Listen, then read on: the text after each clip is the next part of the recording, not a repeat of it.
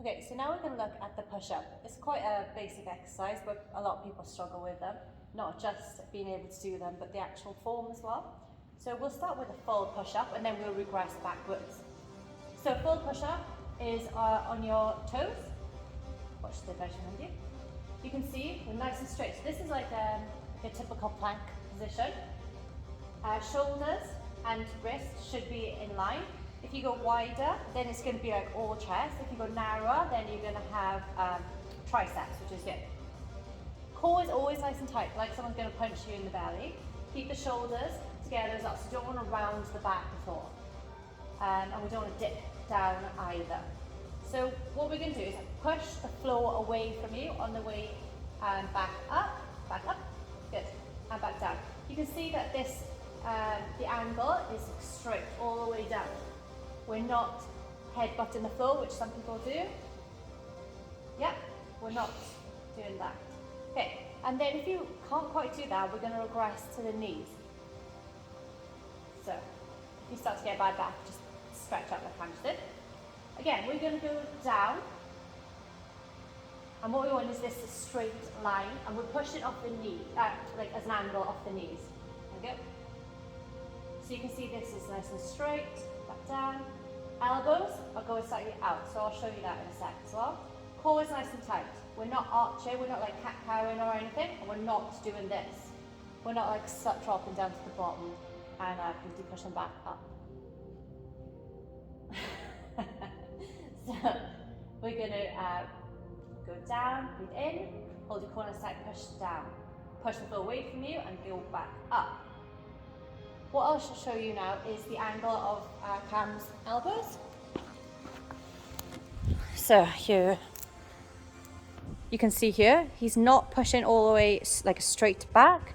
It's like an arrowhead. So we've got like this little like triangle thing going on here. And push up.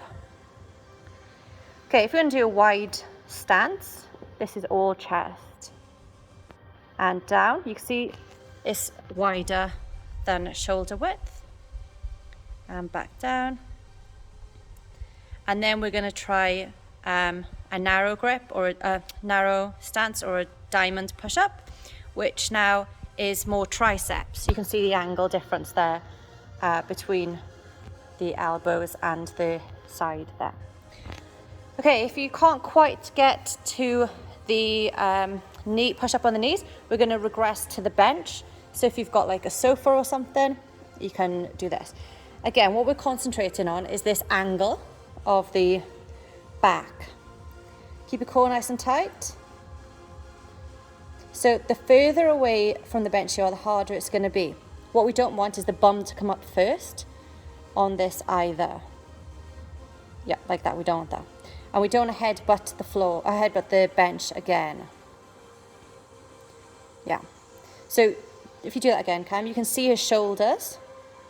They start to come together and they sort of like, his chest falls forward rather than being nice and strict.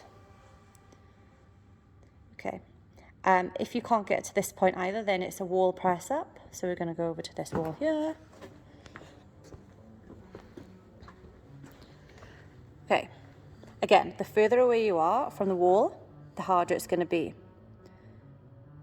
So do not underestimate these guys. I do these like plyometrically sometimes, which means like a big push off, slowly back down, push off.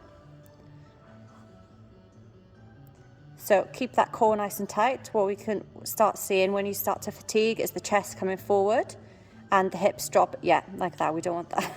We definitely don't want that. Okay.